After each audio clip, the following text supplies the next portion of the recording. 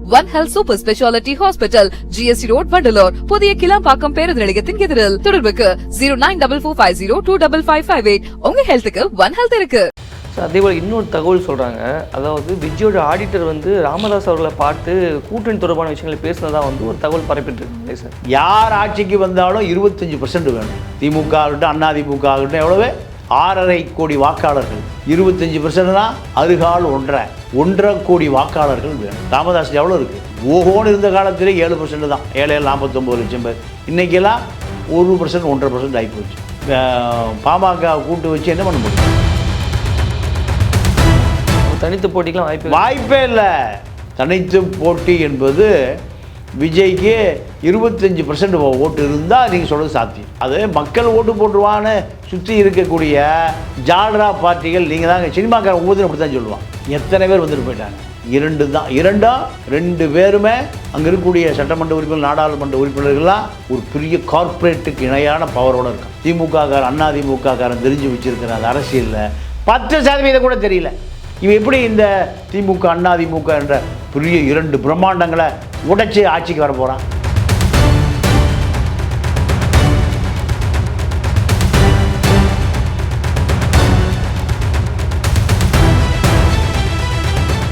ஆகாயம் தமிழ் நண்பர்களுக்கு அன்பு வணக்கம். நம்முடன் மூத்த பத்திரிகையாளர் திரு பாண்டியன் அவர்கள் இணைந்திருக்கிறார்கள். வணக்கம் சார். வணக்கம் சார். அதேபோல் இன்னொரு தகவல் சொல்கிறாங்க.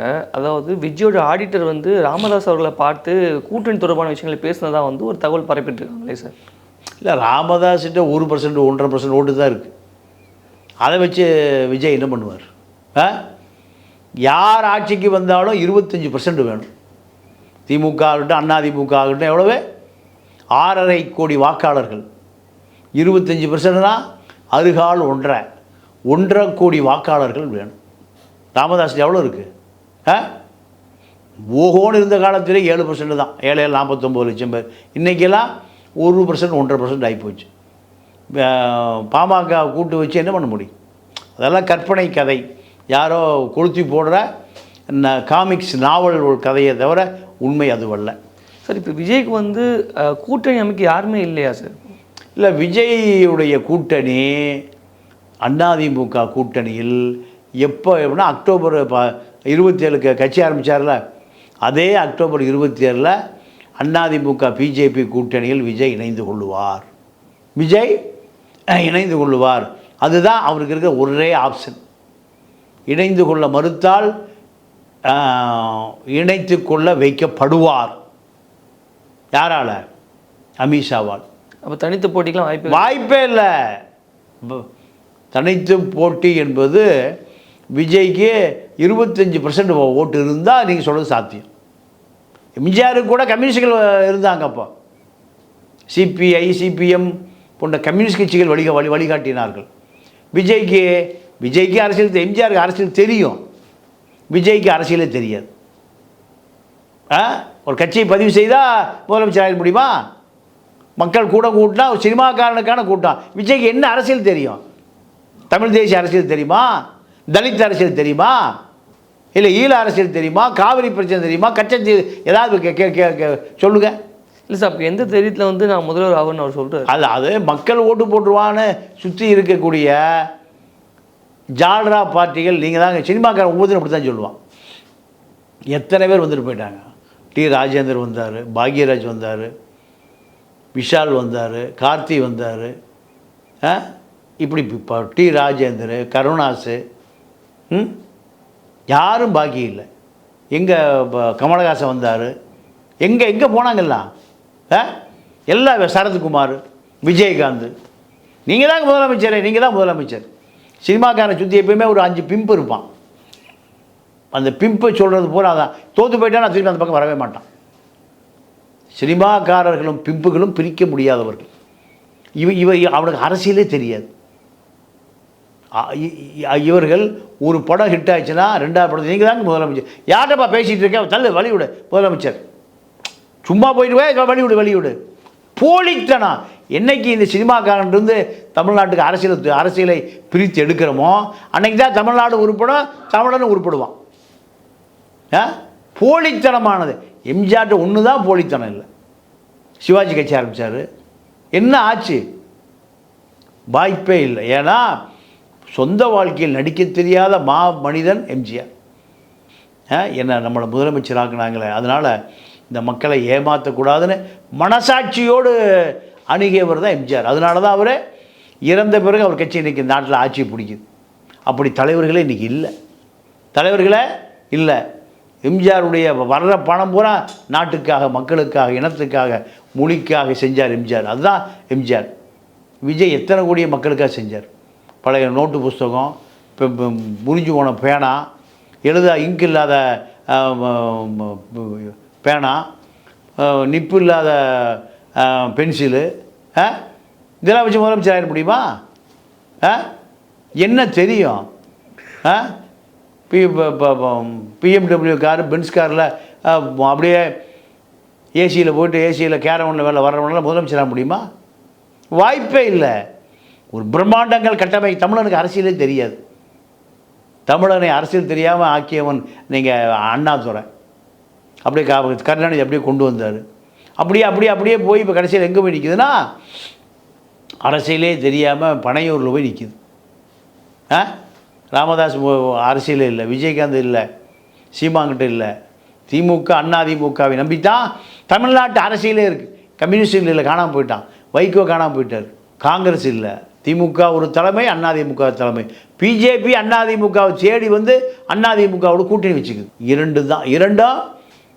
ரெண்டு பேருமே அங்கே இருக்கக்கூடிய சட்டமன்ற உறுப்பினர், நாடாளுமன்ற உறுப்பினர்கள்லாம் ஒரு பெரிய கார்ப்பரேட்டுக்கு இணையான பவரோடு இருக்கான்.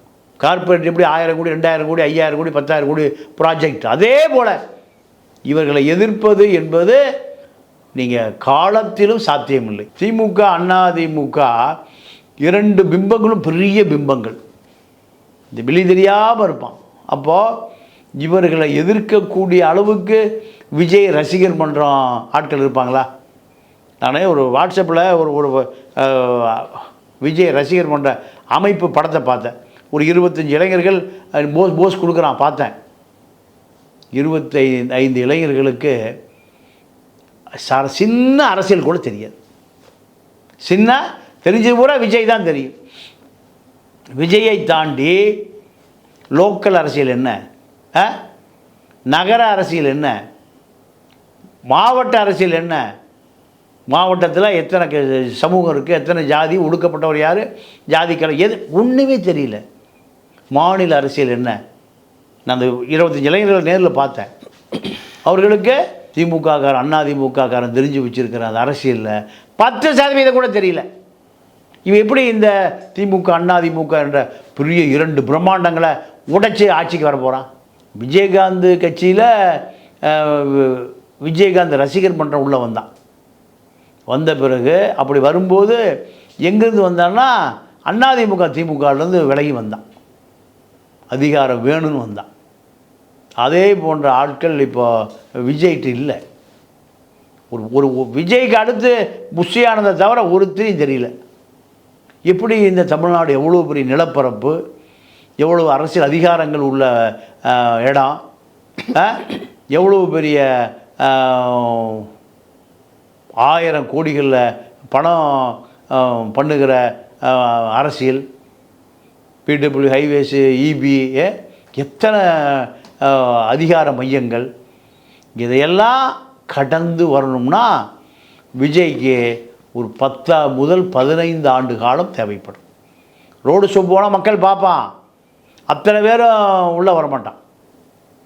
ஒரு ஆர்ப்பாட்டம், விஜய் ரசிகர்கள் போலீஸ் வேன் வருதெல்லாம் ஓடி போயிட்டான். கண்ணால் பார்த்தோம், டிவியில் காமிச்சான். சிறைக்கு போக தயாராக இல்லாத விஜய் திரிஷா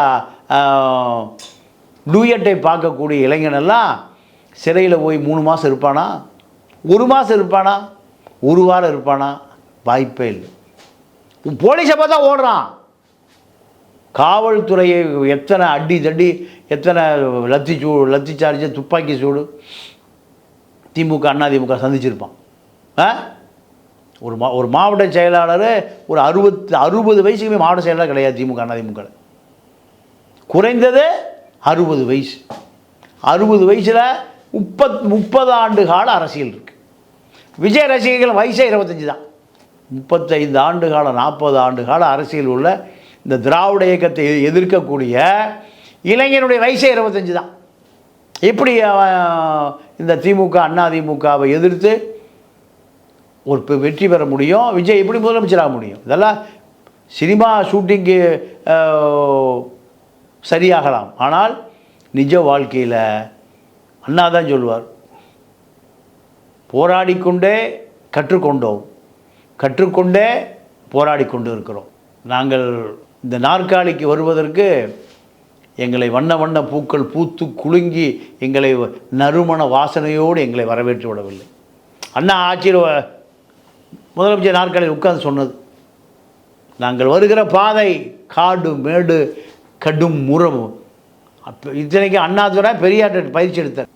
இந்த அண்ணாதுரை சொன்ன வாசம், நாங்கள் நடந்து வந்த பாதை கடினமான பாதை, கற்களும் முட்களும் கண்ணாடி சிட்களும், காலெல்லாம் வலியும் ரத்தத்தோடு உடம்பெல்லாம் முட்புதர்கள் எங்களை இழுத்து நாங்கள் ரத்தம் வடிந்து அதில் மருந்து தடவி முள் கிரீடத்தோடு ஆட்சிக்கு அமர்ந்தோங்கிறார். அப்போ அவ்வளோ பெரிய போராட்டம் இருக்குது முதலமைச்சர் நாற்காலிக்கு. இந்த இப்படி கடினமான காலத்தை கொண்டது தான் அரசியல். முதலமைச்சர் ஒரு எம்எல்ஏ ஆவதற்கு அவ்வளோ போராட்டம் நடக்க வேண்டியிருக்கும். ஒருவன் எம்எல்ஏ சட்டமன்ற உறுப்பினர் ஆகுவதற்கு மிகப்பெரிய போராட்டம் நடத்த வேண்டியிருக்கு. இதெல்லாம் சேர்த்தா தான் 150 சட்டமன்ற உறுப்பினர்கள் வந்தால்தான் எங்கே போக முடியும்? முதலமைச்சர் நாற்காலிக்கு போக முடியும். எம்ஜிஆரோடு பயணப்பட்ட ஜெயலலிதாவுடைய சட்டை கிழிக்கப்பட்டது, சேலை உருவப்பட்டது, முடி பீக்கப்பட்டது. நடந்ததா இல்லையா சட்டசபையில்? எடுத்தோடனே இந்த அம்மாவில் முதலமைச்சர் ஆகலை. கருணாநிதி அடித்து செத்து போயிட்டான், தூக்கி போட்டு போயிட்டாங்க பாண்டிச்சேரியில். கருணாநிதி உயிரோடு பொழைச்சது மிகப்பெரிய அதிர்ஷ்டம். ஜெயலலிதா அட்டி உத மிதி, எம்ஜிஆர் பயந்து வெளியே வர முடியாமல் இருந்தார். இப்படியான அரசியல் சதுரங்கம் என்பது பூக்களால் போடப்பட்ட மலர் பாதை அல்ல. விஜய் இதை தெரிந்து கொள்ள வேண்டும். 26 அவருடைய வாக்கு வங்கி என்ன என்பது முழுமையாக தெரிந்தால்தான் அவர் அடுத்த கட்டத்துக்கு நகர்த்த முடியுமே தவிர 10,000 பேர் பூத்து கமிட்டி போட்டால் திமுக அதிமுக விட்டுருவான்லாம் சொல்லவே முடியாது. எத்தனை சண்டை சச்சரவு வருதுன்னு பாருங்கள், எத்தனை வழக்கு பதியப்படுதுன்னு பாருங்கள். யார் மேலே? விஜய் கட்சி ஆட்கள் மீது எத்தனை வழக்கு பதியப்படுதுன்னு பாருங்கள், பொறுத்திருந்து பாருங்கள். அதற்கு பிறகு தான் விஜயுடைய அரசியல் அங்கிருந்து தான் ஆரம்பிக்குமே தவிர இப்போ ஆரம்பித்தது அரசியல் அல்ல. உங்களுடைய கருத்துக்களை எங்களோடு பகிர்ந்து மிக்க நன்றி சார். நன்றி, வணக்கம்.